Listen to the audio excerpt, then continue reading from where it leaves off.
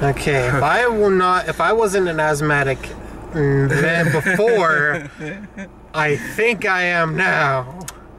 Get ready for the best horror film I've seen in 10 years. We just got out of Annabelle, and holy fuck.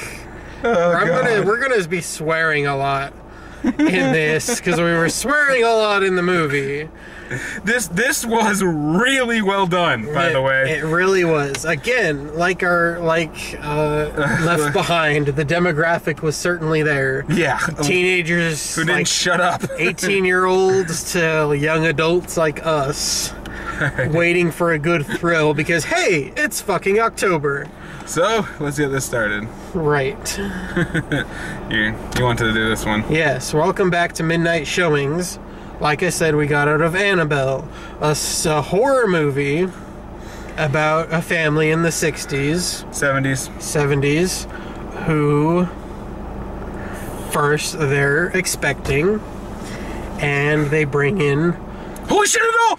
No, don't even with me right now. I punch you in the face. Who bring in this porcelain doll as a gift. Now, the doll itself, as creepy as it was, wasn't possessed at first. Yeah. But they made the point that the family and I want to not Marilyn Manson, the other guy. This satanic cult who goes around Order of the Ram. The Order of the Ram. They break into their house, and the police manage to shoot and kill one of them. Both of them. Oh no, you're right. Yeah, it was one of them. Named Annabelle. And they didn't shoot her. She's the one that managed to commit suicide while holding the doll. Yeah. Yeah, if that's not the first sign to, maybe have a bonfire in the backyard. The first sign is don't buy a fucking porcelain doll. I don't care what time. Like that. I don't care what time period you live in. Those things are fucking creepy. God. I've seen ones that aren't that creepy, but that was just... Okay. Full disclosure. Right up everything that happens up until the murder really happened. And holy shit, did they do that justice. That was fucking scary. And, oh my god. Okay, as I said, this is the best horror film I've seen in 10 years. Yeah, and we get this, zooming shot of Annabelle, her dead body holding the doll, and a bit of her blood goes into, the eyeball, and it seeps in. Brilliant CGI, by the way. Yeah, and for those who don't know, because I had to explain this to DJ on the way out of the theater, the doll is real. The doll was, there was a couple of paranormal investigators during the 70s who did a ton of different things. A lot of different movies are based off of them. They did one specifically about their journeys, but they did another one that was a side shoot, which I believe was Insidious. And they went all over the world, and they did all kinds of creepy shit. And one of the things they have inside of their showroom, basically a Ripley's Believe It or Not for the occult and twisted and sick and wrong, and the place should be burned, is a doll, a porcelain doll, which they recreated beautifully for this film, by the way. And it supposedly caused all these different suicides and things for satanic purposes, of course. The people who originally were involved in this and found the doll, have it in the glass case inside their workshop, they never believed the story. They never did. But to be on the safe side, it's blessed twice a month, and nobody used to open that case. They put a sign that says, warning, absolutely do not open, and that was the last shot. I was expecting a jump scare. There's almost no jump scares in this. And the ones that you could count as jump scares are shot so brilliantly, they don't feel like jump scares. They create atmosphere. There's no orchestra stings. There's no, freaking violin that goes right the second something happens. No, everything you hear minus a few ambient noises, the characters can hear, and they're reacting to it, and it's creating the perfect atmosphere. And scaring the fuck out of both you and them. And then when they actually do have something that looks like a jump scare, it's just done at such a weird angle and with perfect lighting. With God, that fucking thing, the demon, that demon, that ram-headed demon thing. Yeah, it's not. You never get a clear picture of it, by the way, which was brilliant. It's not like Child's Play, oh, God, where the doll is going around killing people. The demon is using the doll as like an outlet to take the mother's soul by threatening the kid, threatening the baby. The kid can't offer its soul because it can't actually take it. It needs it to offer its soul in the form of a suicide. So it's threatening the kid, driving the mother insane until she finally caves in to save her child. Token black lady comes in, husband comes in and saves her until spoilers. Yes, we're gonna have spoilers. There's a spoiler at this. So if you don't want to, our final recommendation on this one: if you want to see the best horror film of all, go see this. Yes, since like Nightmare on Elm Street. Oh God, I don't even know. I mean, this is just so well done. Go see it. If you are a fan of horror, go see this. If you cannot stomach even the stingiest of horror, don't see it. Stay the fuck away. Because holy shit. You know me. I do not scare easily. And even in this, there were parts where I was making jokes. But there were parts where I had to shut my eyes and plug my ears. This was very religion-oriented, and we had just got out of another religion-oriented film. So we were, but holy shit. Which one was better? I think that it's pretty safe to say that this one was a lot more accurate. Yeah, everybody was screaming. People were shushing each other, but they were joining in on the screaming. Yeah, this was legitimately good. So go see it. Go see it. And back onto the spoiler point. Okay, token black lady offers her soul by like holding the doll to the demon, and that's where it ends. She kills herself and the baby is fine. And 6 months later, God help anybody who finds that doll, because it magically disappears off the side of the street. Right. It's oh God, this was fucking scary. And then we see it was so well done. Then we see like in the doll shop or the bookstore, wherever the fuck this thing decided to go. It was some kind of antique shop. Yeah, the lady's like, oh, look at that doll. I've been looking for one of those. I'll take it and give it to my daughter. It's a collectible. It really is. It's gray and it has scars, and that should be your first... got burn damage. That should Nobody be your bothered to first clean clue. this fucking thing. Oh God. Okay, another really good thing is the characters in this are not dumb as shit. They actually act like people. It's not like they're going in, hear the noise, see a little shadow. I'm gonna get naked and take a shower. What's going on here? No. They, aside from not running for their fucking lives, admittedly, half the time you can say that the mother was trying to protect the child, who she did not have in her arms. Yes, there are some really bad parenting decisions in here, like that whole trip to the basement. Yeah, yes. Holy shit. The basement scene. So she goes into the basement of her apartment building, not with the kid. Yeah, she's just putting some boxes inside of their little storage section. And then she decides to like start poking around the other stuff. And then we get like, I want to say... In the background shot, this creaky 70s-esque baby carriage. Just, and you hear the baby like crying, like, a lot. A lot. She turns and she's legitimately spooked, but she's hearing a baby. So and she sees blankets with like blood on it, and you expect to see like Annabelle there, or like a bloody demon baby. But there's like nothing there. There's nothing there. And then all sound stops. This black claw hand just gone. You're like, holy shit! No sound until after the claw pops out and grabs her. So there's no orchestra string. It was a perfectly shot oh god, and then you get the first image of that demon.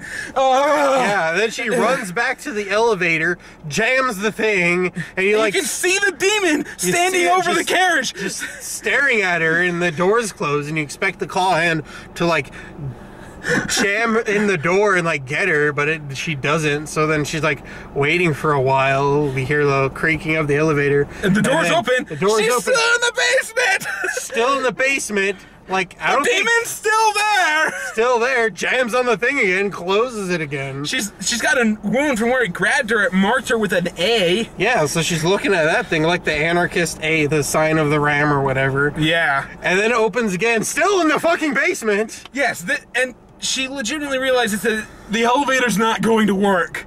So she then the doors close again, and then she tries to do it again, or like it shutters or whatever, and the lights start flickering. And then the doors open, and she realizes, fuck, this ain't gonna work. She runs for the stairs. She runs for the stairs, and she gets to them. But the thing is following, and you get some really, really good shots, especially that one where you actually see the outline of the demon at the bottom of the steps.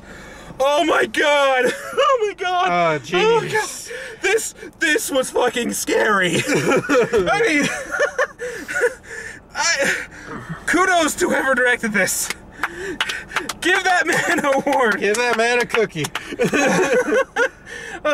This was not for the faint of heart. No. We asked for a heart attack medicine a few times. Yeah.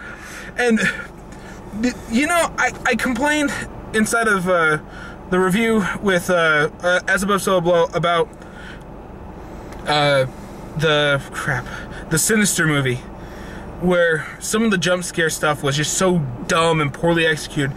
Even when the ghosts are just in the background, just tiptoeing, making sounds, but the main character can't fucking hear them. But this one, every sound you hear is planned. It's this demon, this soul that's possessed the doll, whatever you want to call it. It has a plan. It's executing that plan, and you can fucking see how it's going to end. It is so well executed. It subverts any known horror cliche that you can think of inside of the last 10 years. Yeah. Easily. I mean, the jump scares, it has perfect setups for every single typical jump scare, and if this was made by anybody else, they would have jumped on that every second they got. No, instead we get more of a Stanley Kubrick style horror, where it's just very long, uninterrupted shots that make you feel uncomfortable, that make you feel like something's going to happen, and not necessarily doing it. It ends on one of these shots of just the doll in the case, and it's done so beautifully that even when it just cuts to the credits with that little boom, we got people who screamed at that. It's people left. Oh, people left. Like four people in a group. Within the first 20-30 minutes of this film, people left. Walked out. It was fucking scary. Oh my god. So fucking scary. I was getting ready to be like, hey, let's get the fuck out of here. No, we can't. We have to do this video. Oh my bladder didn't hold up, but I made it as fast as possible, so I only missed like maybe 2-3 minutes of screen time. Yeah, basically, so later on we established that she meets the neighbor kids, and they're just like drawing, and so she comes back like a couple scenes later, and this is one of the parts he missed. No, I saw the drawing part. The but it was kid, when it came true. Yeah, she comes like up the stairs, and she just sees this drawing that she supposes that the kid's made of her, like, oh, it's us and the baby. Yeah. Then finds another drawing. Finds another drawing. There's us, baby, and there's this random. There's this like random bus sitting there, and she's just like, okay. No, it was a garbage truck. Whatever. Yeah. And so then she goes up and finds it, and like the next one like falls, and the truck is like getting closer to it, and of course she starts like thinking like, what's gonna happen? What's going on? Then she finds the next one, and it's a picture of the truck running over the baby, and the mother just like, what the fuck? And this is all drawn in very, very kid-esque crayon style that, I'm just gonna say, it was done on Photoshop paint. I'm sorry. The truck especially, you can tell when you look at the truck that this was Photoshop paint, that this wasn't actually hand-drawn, which would have been much creepier if it had been a little bit more hand-drawn, but... Still fucking creepy. Yeah, it's still fucking creepy. And then the part that he left at, it starts coming through, and he actually made a joke that they were going to pull a Ghostbusters 2 with the baby carriage. Yeah, the baby scene. Sure enough, it does, and of course you get this short little scene. I can't remember if it was like, I thought I saw the girl, the Annabelle, holding the baby in the... You didn't see it, but it's like she's looking at the window and the reflection shows. It certainly wasn't her. I'm gonna say it's Annabelle. Yeah. And like holding the baby, and she's smart enough to like, you know, get the baby, and the carriage goes and the truck runs into it, and that's like where he came in as she's walking up the stairs. Yeah, she's got the baby in her hand, so she managed to get it away. Yeah. But he's just like, wow. Yeah, at this point, that's when she starts going for the whatchamacallit, that's when she goes for the books and stuff, isn't it? Yeah, when she actually tries to find out what the fuck is going on. Yeah. Like an intelligent person would, without actually having to be told exactly what's gonna happen, like in fucking Sinister, where they're telling you that he's gonna possess the children and attack through the children. Yeah. I wonder if I should go check on my children. Token black lady helps her. We get exposition about... And some really good character development. Yeah. She lost a daughter about the lady's age at the time, and Token black lady was like gonna kill herself because of it, and supposedly her daughter comes down from heaven and tells her that there's a plan for you. You're going to help somebody. Something you need to do. There's something you need to do. And she finds it in the end. Brilliant. Yeah, but at the same time, God's plan was for you to sacrifice yourself so that some rich white people can live a happy life. Well, if you're going to put it like that, then you're a dick. I am a dick. I am a dick, but... When we met Token Black Lady, it's like, black person gonna die. Oh, sorry, like, wow. You're dead. Bye. Like racist. I'm not racist. People behind us this is shot very Stanley Kubrick-esque, and he's the one who started that cliche. The people behind us made that joke too. I was just like, hey, I almost went high five. Whoever said that. Oh gosh, this was. You notice we're not really talking about much bad in this, because you know what? I am really having a hard time finding anything that was really bad. I mean, you can find things that poke holes at. Token white husband was a douche and an idiot. Yeah, he looked like okay. He was. He wasn't an idiot. He just gave a douchey vibe. Oh God, such a douchey vibe. But at least he cared, unlike saying, "Are you kidding me? He bought that fucking doll!" Yeah, that's true.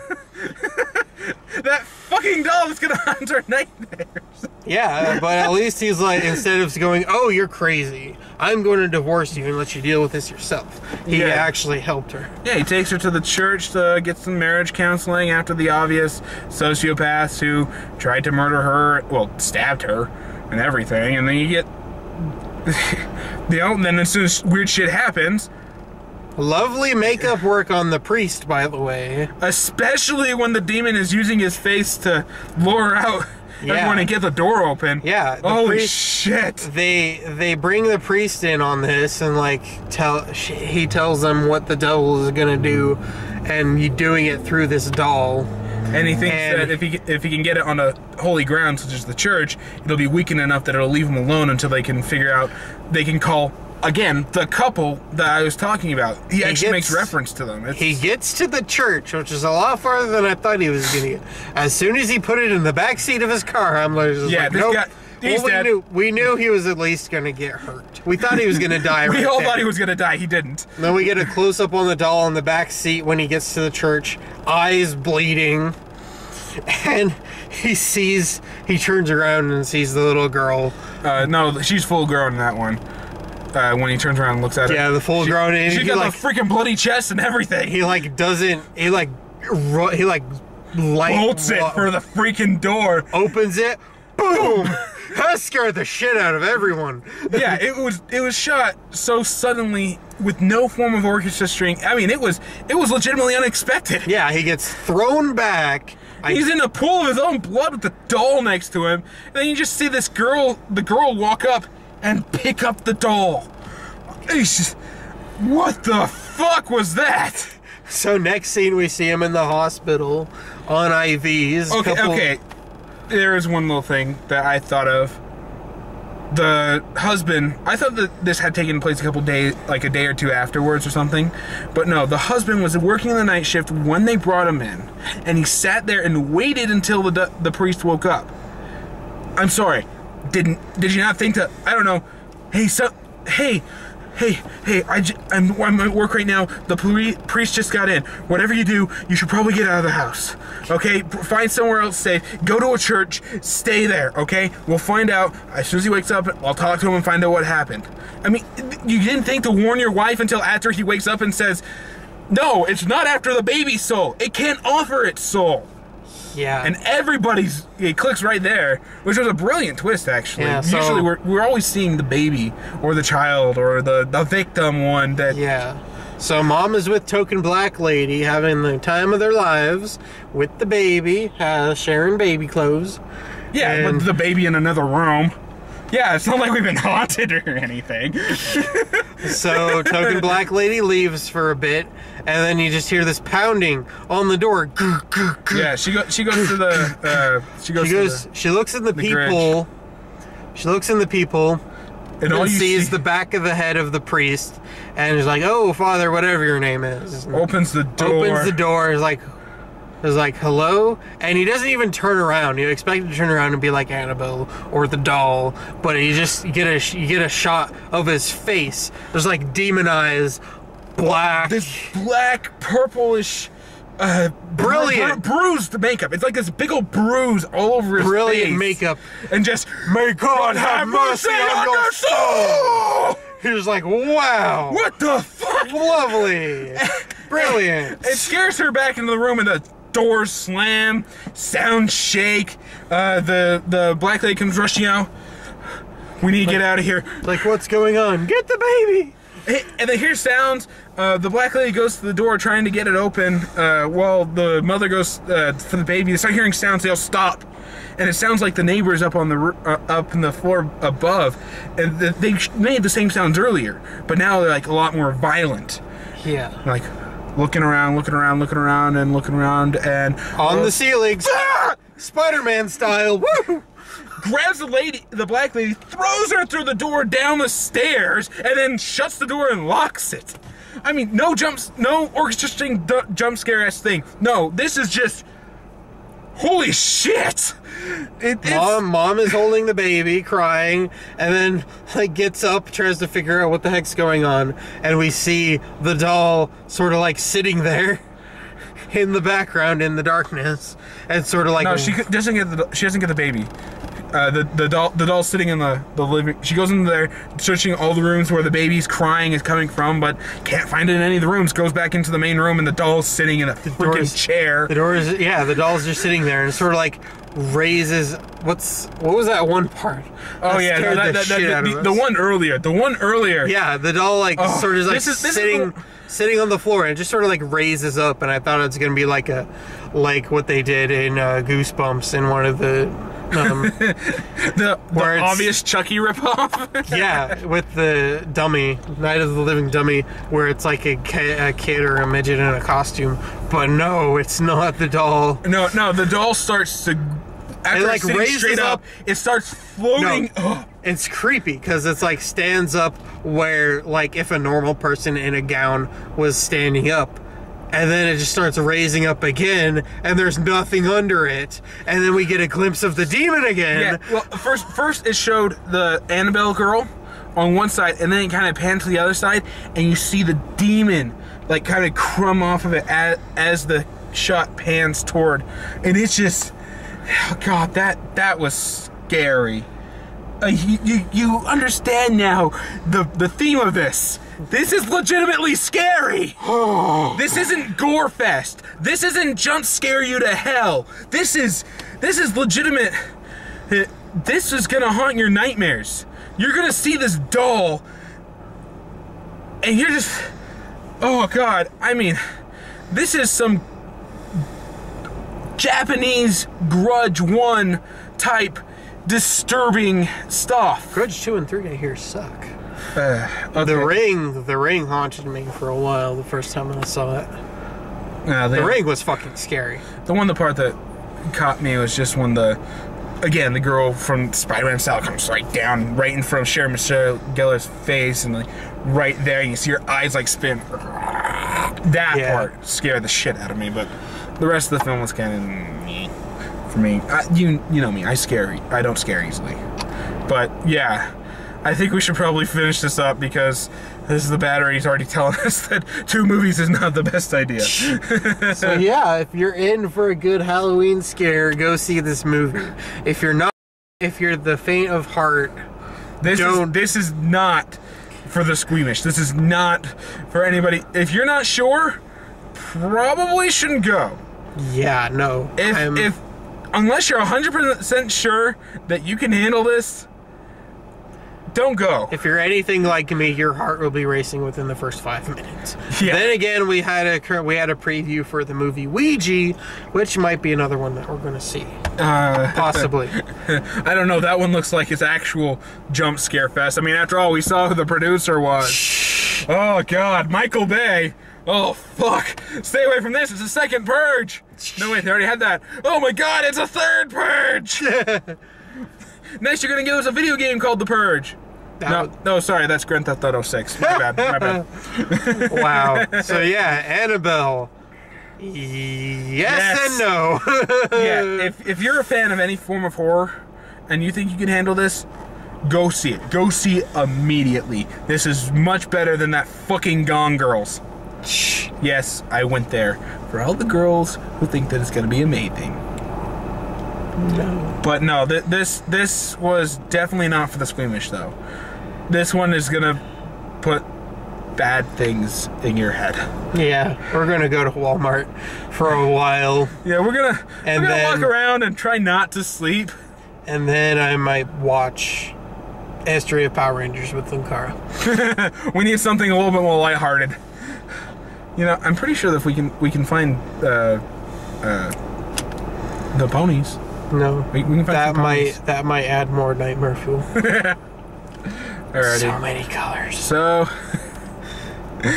until next time, I'm Kelly. I'm DJ. See you all next time. Bye bye.